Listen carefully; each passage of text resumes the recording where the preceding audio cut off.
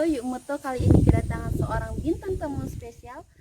Dia ini adalah seorang pelatih tinju dan juga wasit. Wow, yuk kita sambut langsung saja. Ini dia Kak Saul. Halo. Halo, assalamualaikum Kak Saul. Waalaikumsalam.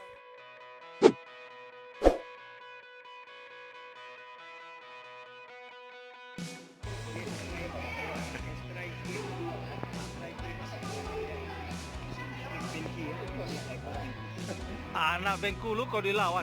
Oh, Bengkulu. yang satu. Bengkulu cuma satu saja. Nusaul Mukminah, begitulah nama lengkap kakak yang akrab dipanggil Kak Saul ini. Beliau seorang wasit tinju nasional yang juga sudah go internasional dan merupakan satu-satunya wasit tinju serta pelatih tinju perempuan di Provinsi Bengkulu. Kakak yang lahir di Jakarta pada tanggal 25 Oktober 1990 ini merupakan alumni dari Universitas Riau jurusan Pendidikan Kepelatihan Olahraga.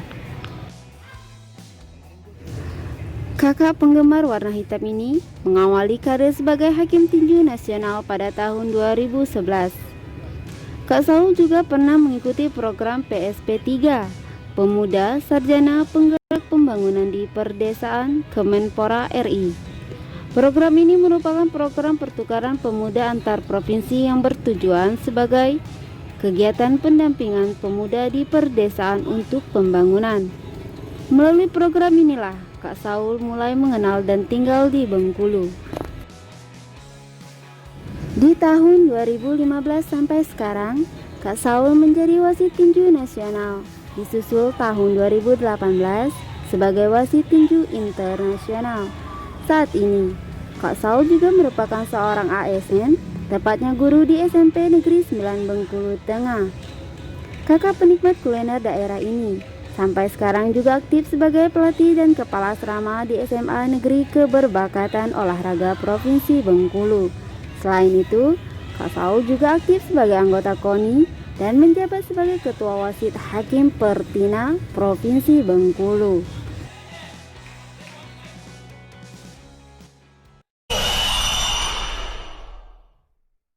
Terima kasih Kak Saul udah mau datang ke konten Yumoto. Kak Saul ini kan seorang pelatih tinju dan juga seorang wasit.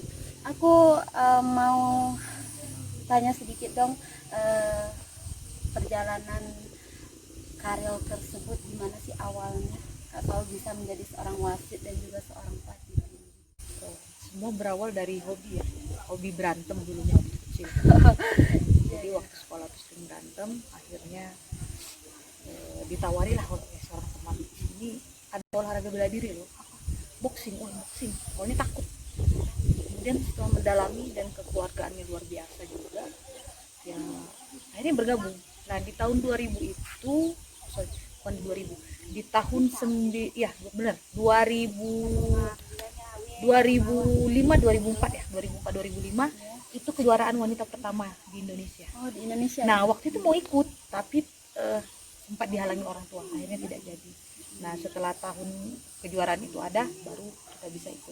Karena waktu itu kan petinju wanita itu tabu ya. Nah setelah berlalu, kemudian di 2011 saya gantung sarung, jadilah seorang wasit hakim nasional. Kemudian lama vakum sampai di pertukaran pemuda 2014 dari Riau saya ke sini, pindah bertugas di Bengkulu Tengah. Nah di 2014 itu saya cari keluarga saya adalah petinju yang ada seluruh Indonesia. Jadi saya cari, waktu itu ketemu dengan Pak Barlian ini adalah ketua Pertina di Bengkulu. Kemudian setelah ketemu saya bergabung dengan sasananya. Di 2015 ada Popnas, waktu itu di Bandung. Saya coba berlatih lagi, akhirnya saya ikut ujian wasit nasional. Alhamdulillah lulus dengan peringkat 1. Wow, Ya, luar biasa ya. waktu itu ada sekitar 20-an peserta, putra putri, bapak-bapak, ibu-ibu. Saya yang termasuk kategori paling mudanya di situ. Nah alhamdulillah setelah 2015 itu baru naik karirnya, terus diundang di berbagai kejuaraan. Itu awal untuk menjadi seorang wasit. Nah di 2018 kemarin terakhir saya ikut ujian bintang 1 AIBA. Nah itu adalah salah satu tiket untuk memimpin pertandingan internasional. Kalau untuk pelatih, karena di 2015 saya bergabung di Sasana, akhirnya saya mencoba untuk mendampingi Pak Barlian menjadi asistennya sebagai seorang pelatih. Memang background saya adalah pendidikan kepelatihan olahraga di Universitas Riau. Nah, jadi tinggal menyesuaikan aja sih, ya dengan program, kemudian dengan anak-anaknya, akhirnya jadilah seorang pelatih sampai sekarang. Keren sekali ya. Oke, Kak Saul, aku mau tanya lagi dong. Dalam kakak perjalanan kakak merintis tersebut ada dong suka dukanya. Apa sih, boleh dong ceritain? Wah, kalau suka dukanya banyak ya. Kita mulai dari dukanya dulu deh kayaknya. Oke. Kalau dukanya jadi seorang pelatih ya banyak, terutama dari mulai sarana prasarana Sasana. Itu sulit banget kita dapatnya. Tapi di tahun-tahun belakangan ini setelah terbukti Porwil kita bisa juara umum, alhamdulillah mulai kelihatan ada perhatian pemerintah sedikit demi sedikit. Sukanya jadi seorang pelatih, ya kita bisa menghasilkan anak-anak berprestasi. Ya, mulai dari anak yang mampu sampai yang tidak mampu. Mereka bisa mengharumkan nama Provinsi Bengkulu kita. Yang dulunya sih katanya anak-anaknya tidak bisa berprestasi, ternyata kita yang bisa berprestasi. Contohnya ada Merviana Efrida, itu anak tahun.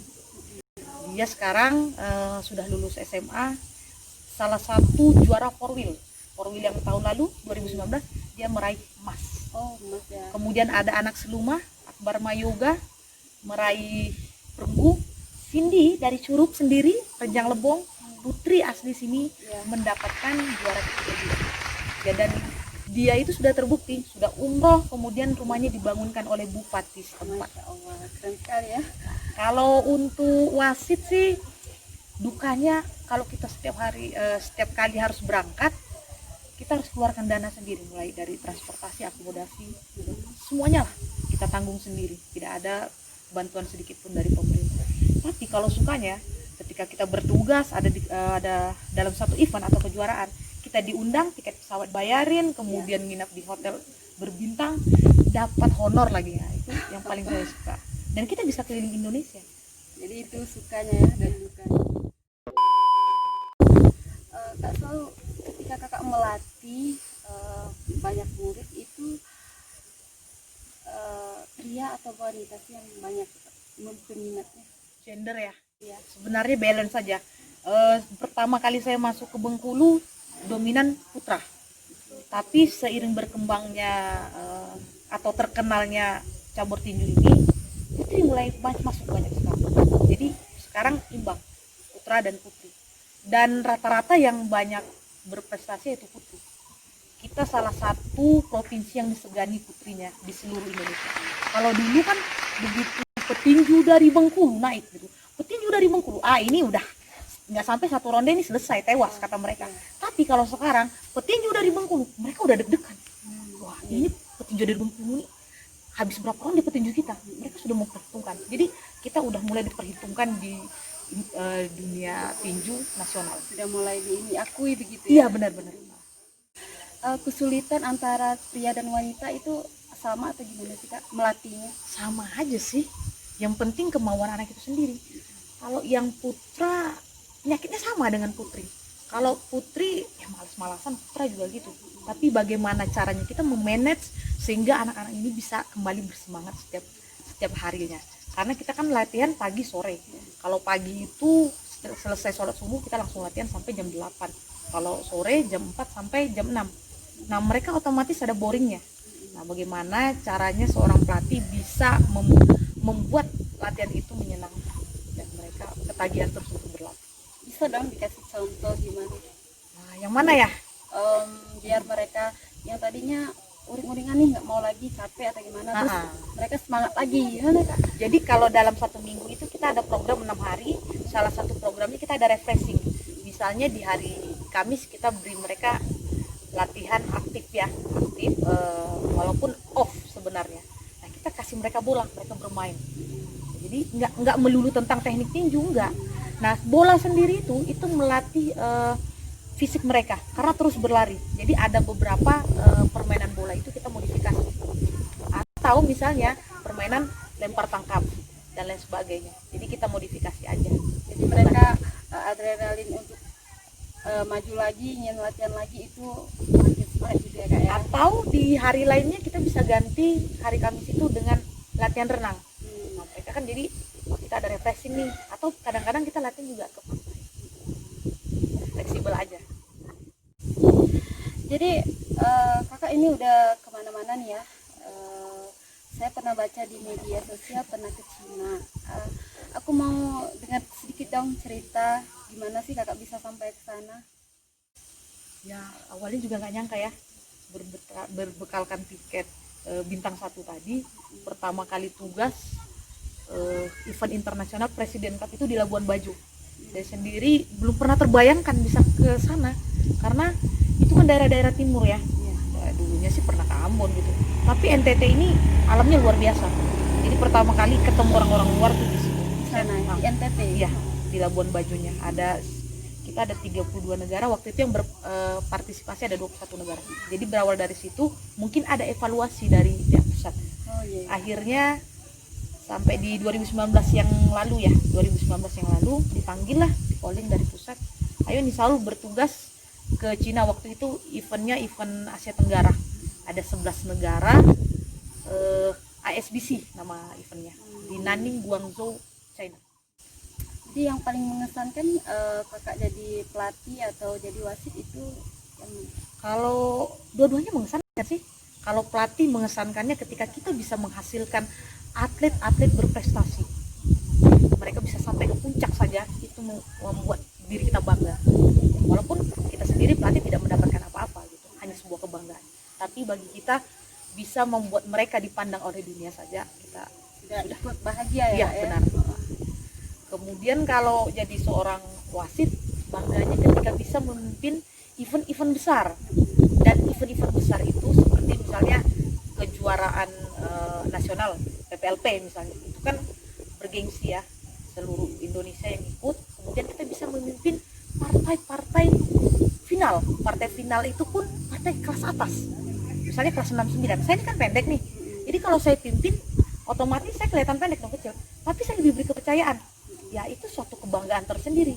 Dan ketika pertandingan itu berjalan lancar, saya sangat bersyukur bahwa alhamdulillah saya bisa menyelesaikan pertandingan ini dengan luar biasa. Wow, keren sekali ya Kak. Terus selanjutnya apa sih yang ingin kakak capai? Kalau sekarang kan sudah prestasinya sudah keren banget ya, untuk Sobat Moto udah luar biasa sekali. Terus untuk yang ingin kakak capai ke depannya apa lagi sih Kak yang ingin kakak realisasi? Mungkin ada yang belum terrealisasi atau bagaimana? Ya, sebenarnya sih belum semuanya ya, ini masih di bawah lah kalau dilihat, belum apa-apa.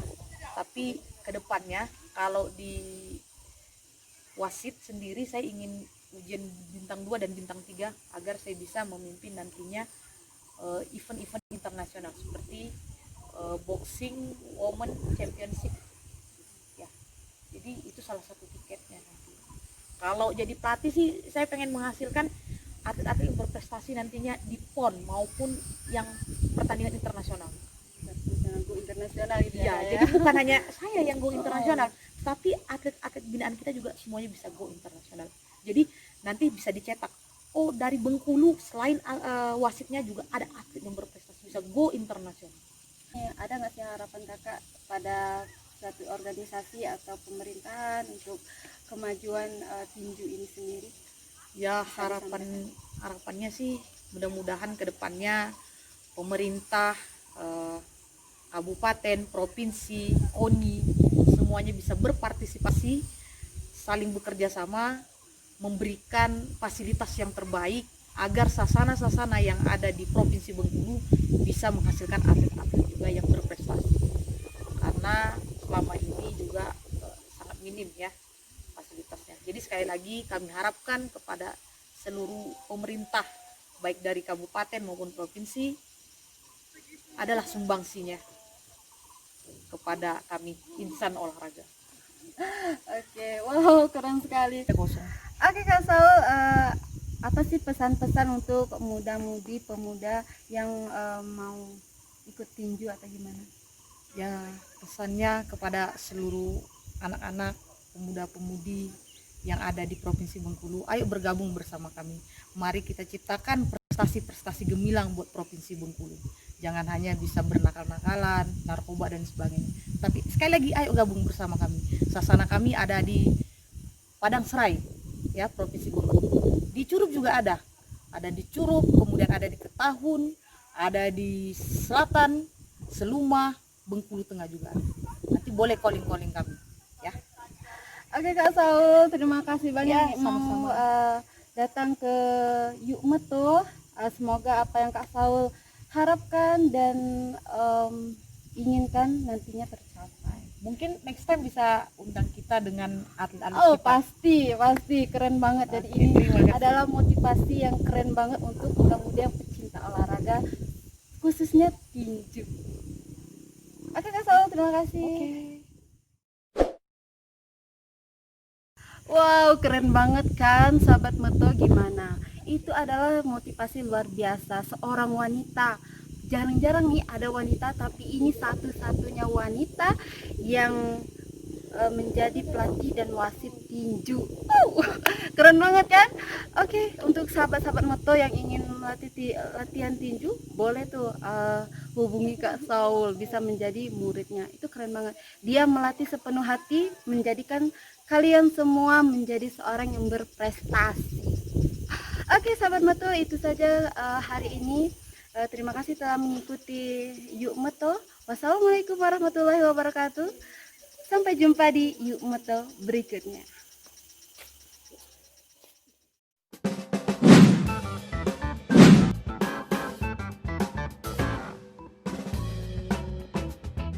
Selamat ulang tahun buat Kak Saul. Semoga panjang umur dan doa terbaik buat Kak Saul. Jangan lupa datang ke Curup ya buat makan-makan. Kak Saul yang terakhir.